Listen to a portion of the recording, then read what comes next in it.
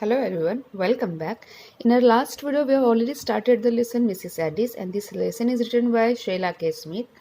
And in this lesson, the writer is just telling about the incidents of one night, what happened at that particular night, and he's just telling about the atmosphere of that night also.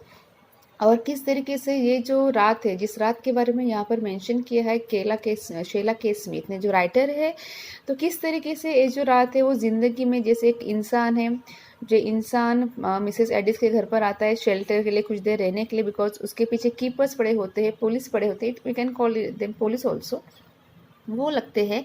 और किस तरीके से यहाँ पर वो इंसान यहाँ पर छुपता है और किस तरीके से बाद में वो कन्फेस करता है कुछ चीज़ें ना, and how Mrs. Addis got shocked by hearing some words from the mouth of Peter Crouch. ये पीटर क्राउच वही इंसान है जिसके हाथ से किसी का मर्डर हुआ है।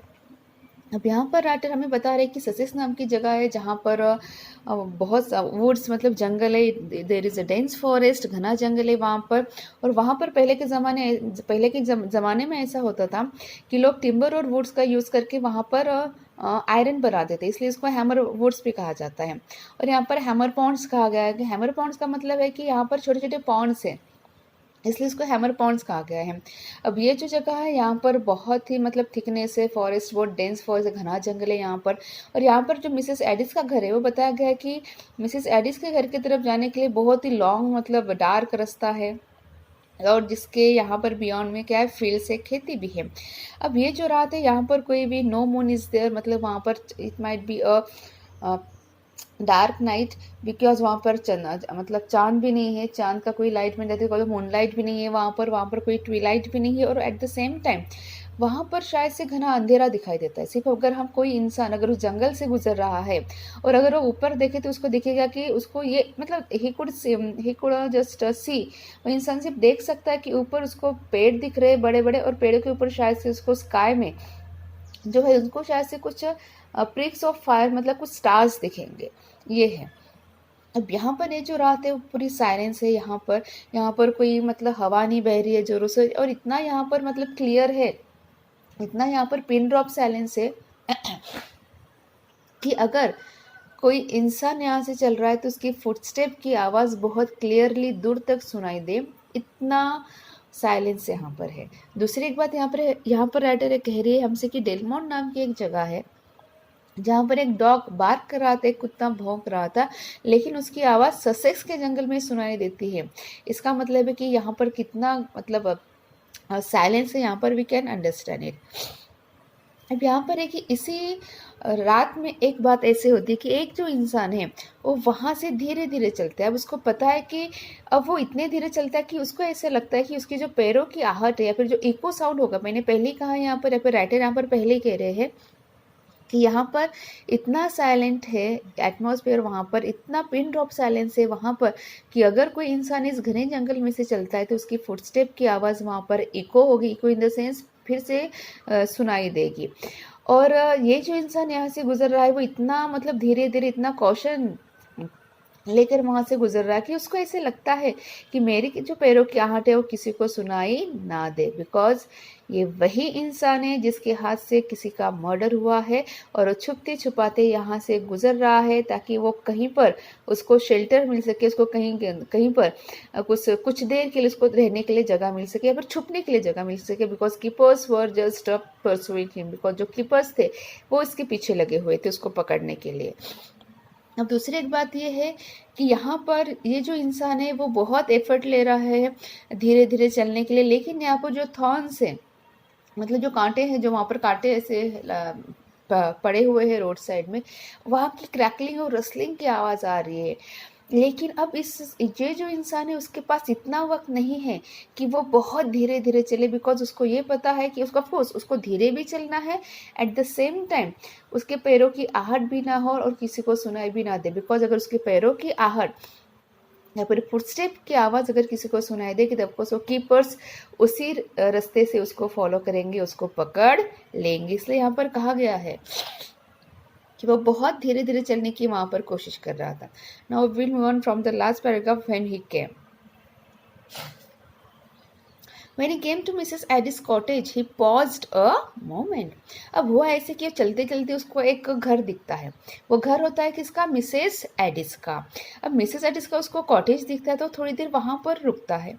Only a small patch of grass lay between it and the road, and he looked in at the lighted, uncurtained window. अब यहाँ पर ऐसे होता है कि वहाँ पर वो जो रास्ता होता है, जो रास्ता कहाँ कहाँ पर जाता है मिसेस एडिस के घर की तरफ. और वहाँ पर कहा गया कि वहाँ पर थोड़ा सा ग्रास मतलब ऐसे घास फैली हुई थी वहाँ पर. और ये जो है पीटर क्राउच, एक्चुअली यहाँ पर उसका नाम नहीं दिया लेकिन मैं आपको उसका नाम बता दूँ. यहाँ पर पीटर क्राउच उसका नाम है. ये जो पीटर क्राउच है वो क्या करता है, उसका ध्यान जाता है मिसेस एडिस के घर की तरफ. अब मिसेस एडिस का जो घर होता है वहाँ पर लाइटेड इन द सेंस वहाँ पर थोड़ी सी लाइट होती है जली हुई. अनकर्टन्ड विंडो मतलब मिसेस एडिस के घर की जो विंडो है, जो खिड़कियाँ है, वहाँ पर कोई कर्टन नहीं थे, कोई पर्दा नहीं था. He could see Mrs Aedes stooping over the fire. अब पहले यहाँ पर कहा गया कि जो खिड़कियाँ थी मिसेस एडिस के कॉटेज की घर की, वहाँ पर पर्दे लगे हुए नहीं थे. अब ये जो है पीटर क्राउच, ये जो इंसान है जो यहाँ से गुजर रहा था, जिसको मिसेस एडिस का घर दिखता है, वो क्या करता है, वो उसको देखता है दूर से ही. बिकॉज यहाँ पर पहले हमने देखा है कि मिसेस एडिस के घर में लाइट जली हुई थी, लाइट ऑन थी वहाँ पर. अब विंडोज़ के यहाँ मतलब पर्दे लगे हुए नहीं थे. अब होता ऐसे है कि उसको दूर से ही दिखाई देता है कि ये जो मिसेस एडिस है वो क्या कर रही है किचन में. तो किचन में वो जो है यहाँ पर दिया है स्टूपिंग ओवर द फायर. अब स्टूपिंग ओवर फायर का मतलब ये है कि ये जो मिसेस एडिस है वो उन्होंने शायद से गैस पर कुछ जलाया है, कुछ रखा है, और उसको उठाने के लिए या फिर रखने के लिए वो ऐसे थोड़ी सी झुकी हुई है. इसका मतलब है stooping over. And taking some pot और केटल ऑफ इट. और वो क्या कर रही है, थोड़ी झुककर मिसेस एडिस की वो जो पॉट रखा है वहाँ पर या फिर जो केटल रखा है उसको वो उठा रही है. He hesitated and seem to wonder. वो थोड़ा सा हेजिटेट करता है, जाऊं या ना, जो means he was just in dilemma. वो थोड़ा सा कंफ्यूज होता है, हेजिटेट होता है वो. बट सीम टू वंडर, उसको देखकर भी थोड़ा सा wonder in the sense he was just surprise. उसको सरप्राइज होता है कुछ चीज़ें देखकर. He was a big, heavy, working man, not successful, judging by the poverty of his appearance. अब यहाँ पर उस पर्सन के बारे में दिया है पीटर क्राउच के बारे में. अब पीटर क्राउच ने यहाँ पर अपीयरेंस दिया है कि वो कैसे दिखता है. Peter crouch was a very big and heavy. वो बहुत ही मतलब हम जिसको बोलते हैं कि बिग था, थोड़ा सा हाइटेड भी होगा, हेवी इन द सेंस थोड़ा सा वेट गेन है उसका, वो हेवी है. वर्किंग मैन, काम करने वाला इंसान है. नॉट सक्सेसफुल, लेकिन ऐसा है कि वो सक्सेसफुल नहीं है. और वो इन द सेंस कि he just belong to a poverty line, और पावर्टी से he might be a poverty stricken man also. कि यहाँ पर उसका जो अपीयरेंस देखो, वहाँ पर नेक्स्ट लाइन वहाँ पर दी है कि was a big heavy working man not successful and judging by the poverty of his appearance. मतलब ये जो इंसान है उसकी तरफ देखकर ही पता चलता है कि ये क्या है, ये बहुत गरीब इंसान है. ऑफकोर्स यहाँ पर दिया है कि वो हाइटेड मतलब बिग था, बड़ा है वो मतलब ऐसे हम जिसको कहते हैं कि थोड़ा सा मोटा भी है हमेशा, मतलब उसकी तरफ देखता है कि of course he is a working man, काम करने वाला इंसान है जो डेली वेजेस पर हम जैसे हम देखते हैं लोगों को वैसा है. और कहीं ना कहीं उसकी तरफ देखकर ऐसे लगता है उसका जो अपीयरेंस है, उसने जिस टाइप के कपड़े पहने या फिर जिस तरह से वो दिखता है, उस तरफ से देखकर लगता है कि ऑफकोर्स ये मैन क्या है, मतलब ये गरीब इंसान है. For a moment he made as if he could open the window, then he change his mind and अब ऐसे होता है कि कुछ देर के लिए, I am just repeating, for a moment he made as if he would open the window, then he change his mind and went to the door instead. अब उसने देखा कि यहाँ पर तो कर्टन भी नहीं लगे हैं विंडो को. अब कहीं ना कहीं उसके मन में ख्याल आता है कि चलो हम क्या करें, चलो मैं तो खिड़की से अंदर चला जाऊंगा.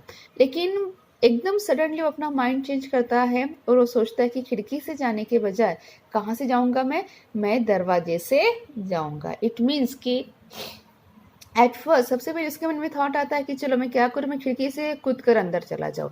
लेकिन दूसरे मोमेंट पर, दूसरे वक्त एकदम से उसको सडनली वो अपना माइंड चेंज करता है. एंड व्हाट ही थिंक्स, उसको क्या लगता है, उसको लगता है कि खिड़की से जाने के बजाय क्यों ना मैं कहाँ से जाऊँ, दरवाजे से अंदर जाऊँ.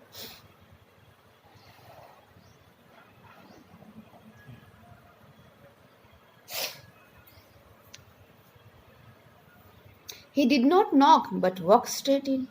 अब हमें पता है कि एटिकेट्स है कि अगर हम किसी के घर पर जाते हैं तो हम लोग पहले नॉक करते हैं दरवाजे के ऊपर, हम ऐसे, और फिर पूछते हैं कि घर में क्यों है, फिर अंदर आओ क्या।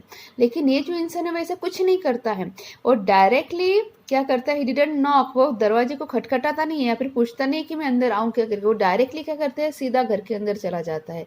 अब इसका मतलब ये है कि मिसेस एडिस ने घर का जो डोर है उसको लॉक नहीं किया था अंदर से। The woman at the fire turn quickly round. अब जैसे ही मिस एडिस को ऐसे लगता है कि कोई घर में आया है दरवाजा खोलकर, वो सडनली क्या करते हैं, किचन में एकदम से टर्न होकर देखती है। What you Peter crouch, she said, I didn't here you knock.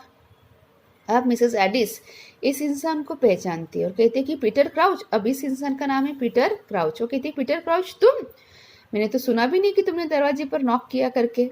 वो कहती है कि मैंने तो आवाज़ भी नहीं सुनी दरवाजे पर नॉक करने की जब तुम अंदर आए। I didn't knock ma'am, I didn't want anybody to hear. वो कहती है कि वो कहता है कि मैंने दरवाजे पर नॉक नहीं किया और मुझे ऐसे लगता है कि किसी को आवाज़ भी ना सुनाई दे, इसलिए मैंने दरवाजे पर नॉक नहीं किया। House that. अब मिसेस एडिस कहते हैं ये ऐसा क्यों। I am in trouble, his hands were shaking a little. अब पीटर क्राउच ये कहता है कि आई एम इन ट्रबल, मतलब मैं मुसीबत में फंसा हुआ हूँ, and his hands were shaking a little. और ऐसा कहते हैं जब पीटर क्राउच कहता है मिसेस एडिस को कि मैं क्या है, मैं तकलीफ में, मैं मुसीबत में हूँ, तो ऐसा कहते हैं उसके हाथ जो है वो हाथ ऐसे कांप रहे थे। What have you done. अब मिसेस एडिस को पूछते हैं कि तुमने किया क्या। आई shot a man, Mrs Aedes. अब पीटर क्राउच मिसेस एडिस के सामने कन्फेस करता है, कबूल करता है कि मैंने क्या किया है, मैंने एक इंसान को मारा है। यू, मिसेस एडिस कहती है तुमने। Yes I shot him. वो कहता है कि हाँ मैंने उसको मारा। You killed him. अब मिसेस एडिस कहती है तुमने उसको पूरा खत्म कर दिया, जान से मारा। I don't know. Peter Crouch कहते हैं कि मुझे नहीं पता, वो मतलब वो पूरा मर गया है टोटली, सिर्फ मुझे इतना पता है कि मैंने किसी को शूट किया है गन से। For a moment there was silence in the small stuffy kitchen. अब मिसेस एडिस के सामने पीटर क्राउच कन्फेस करता है कि उसने किसी को एक शूट किया है गन से। अब होता है ये सारी बातें सुनकर मिसेस एडिस को शॉक लगता है कि अरे, जिस इंसान को वो जानती है एक्चुअली ये इंसान वही है, मिसेस एडिस के लड़के का फ्रेंड होता है एक्चुअली पीटर क्राउच। ये बाद में दिया हुआ है, इसलिए मिसेस एडिस पीटर क्राउच को पहचानती हैं। अब होता है कि जब पीटर क्राउच मिसेस एडिस के सामने कन्फेस करता है कि हाँ he has murder someone else and he doesn't know whether he the man is killed और नॉट, सो कहीं ना कहीं ये सुनकर मिसेस एडिस को शॉक लगता है और कुछ देर के लिए उसके किचन में पूरा साइलेंस होता है, मतलब मिसेस एडिस भी कुछ नहीं कहती उसको और पीटर क्राउच भी साइलेंट होता है। Then the kettle boiled over and Mrs Addis mechanically put it at the side of the fire. अब किचन का ऐसा सीन यहाँ पर बताया गया कि हमने पहले ही देखा था कि यहाँ पर जो है मिसेस एडिस वो कुछ रखती है वहाँ पर गैस के ऊपर। अब वहाँ पर जब पीटर क्राउच उसके सामने कन्फेस करता है कि यस उसने किसी को शॉट किया है, ये सुनकर मिसेस एडिस बहुत ही साइलेंट होती है, उसको शॉक लगता है एक्चुअली मिसेस एडिस को, and she doesn't speak anything to Peter Crouch. वो कुछ भी बात नहीं करती है पीटर क्राउच से। और जो केटल, जो पॉट उसने वहाँ पर रखा था गैस के ऊपर बॉईल होने के लिए, वो बहुत ही सिस्टमेटिकली उस पॉट को उस गैस से उठाकर बाजू में रख देती है। She was a small, thin woman with a brown, hard face on which the skin had dried in innumerable small hair-like wrinkles. अब यहाँ पर दिया है मिसेस एडिस के बारे में, वो कैसी दिखती है। अब वो थी, शी वॉज अ स्मॉल, उसकी हाइट कम थी, थिन वुमन मतलब वो पतली थी, दुबली पतली थी, with a brown hard face, उसके चेहरे का कलर था ब्राउन, और हार्ड फेस दिया है। Hard face in the sense कि हम देखते हैं कि जो लोग बहुत ज़्यादा, जैसे हम अगर गांव की बात करें तो हम देखते हैं कि गांव के जो होते हैं मतलब जो लेडीज़ होती है वो, उनको बचपन से आदत होती है या फिर थोड़ा सा बड़े होने के बाद आदत होती है खेतों में काम करने की, तो कंटिन्यूसली खेतों में काम करने के बाद जो चेहरा हो जाता है ऐसे हार्ड तरीके से, ठीक है, वैसे ही फेस किसका था यहाँ पर, मिसेस एडिस का था। अब राइटर हमें बता रही है मिसेस एडिस की अपीयरेंस के बारे में कि मिसेस एडिस की हाइट कम थी, वो दुबली पतली थी, उनका चेहरा ब्राउन कलर का था, और यहाँ पर दिया कि हैड ड्राइड, उसकी स्किन बहुत ड्राई थी, और उनके चेहरे पर यहाँ पर दिया है innumerable small hair like wrinkles।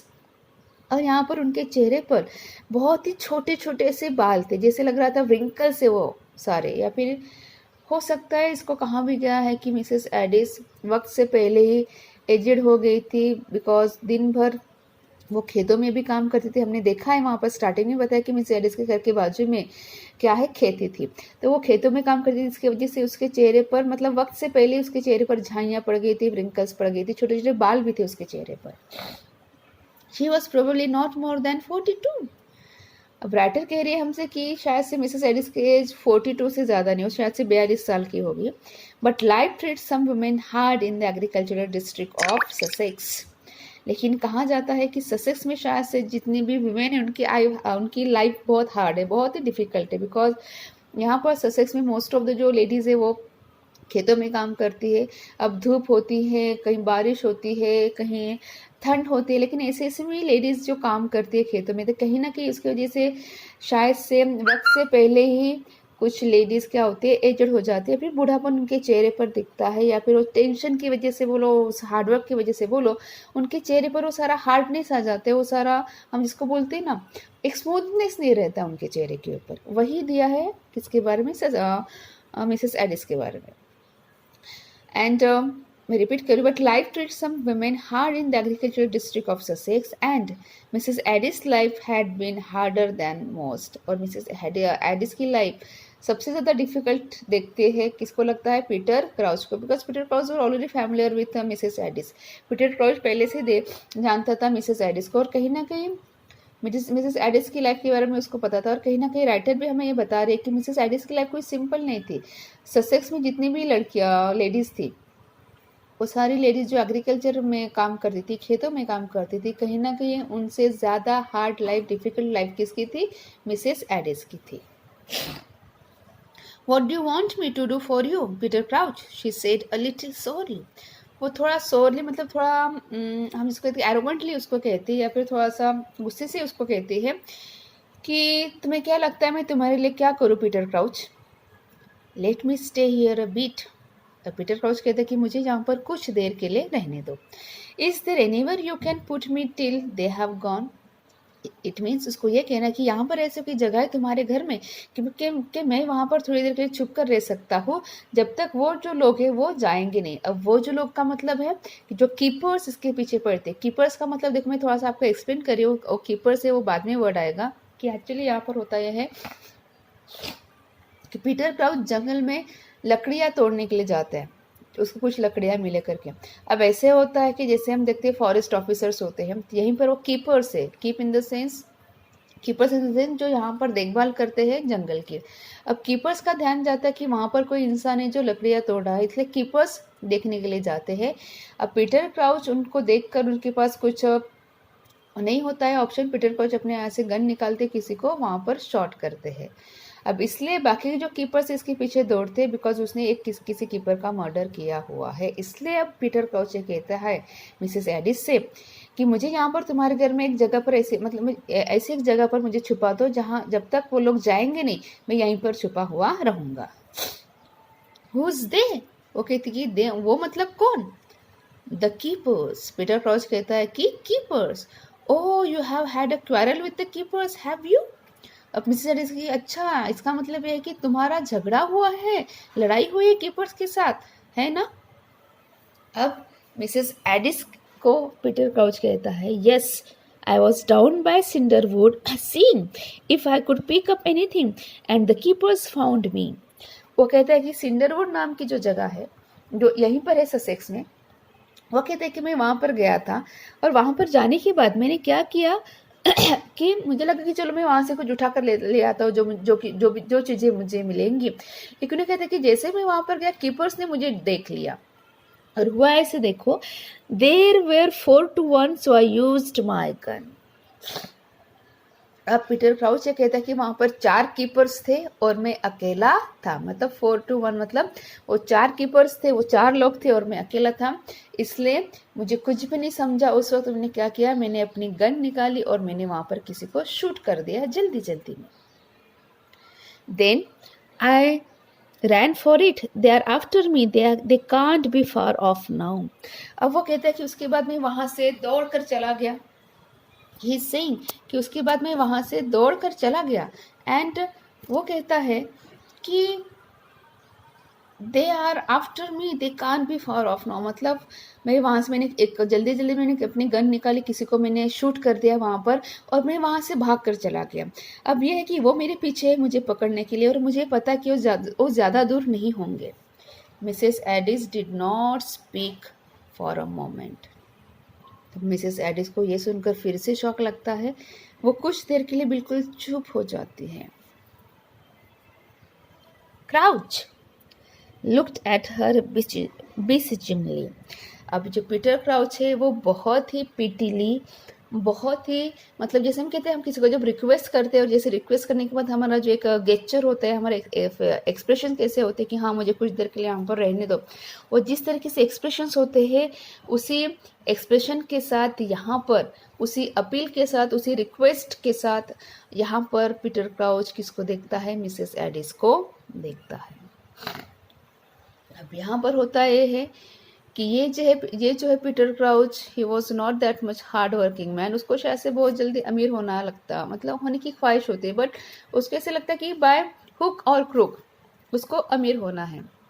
अब कहीं ना कहीं इसी चीज़ को लेकर वो जंगल में जाता है कि शायद से उसको कुछ मिले, बट अनफॉर्चुनेटली उसको कीपर्स देखते हैं और कीपर्स उसके पीछे लगते हैं। और यहाँ पर मतलब यहाँ से हमें कह सकते हैं कि पीटर क्राउच भी अननोइंगली एक एक्सीडेंट होता है पीटर क्राउच के हाथ से कि वो क्या करता है, वो गन निकालता है और शूट करता है। उसको नहीं पता है कि उसने किसको शूट किया पर्टिकुलर, या फिर उसको नहीं पता कि जिस इंसान को उसने शूट किया है वो जिंदा है या मरा हुआ है करके, बस उसने शूट करता है वहाँ से और वो भाग जाता है। उसको पता है कि वो क्वीवर्स उसको ढूंढ कर उसको मार देंगे, वो अपनी जान बचाने के लिए यहाँ से भागता है। और कहीं ना कहीं ये सारी चीज़ें वो बहुत ही ऑनेस्टली किसके सामने कन्फेस करता है, मिसेस एडिस के सामने, बिकॉज उसको वहाँ पर रहने के लिए, छुपने के लिए एक्चुअली जगह चाहिए होती है। So this is all for today. Hope you understood this one. In our next video we will see rest of the paragraphs. Till then, stay safe.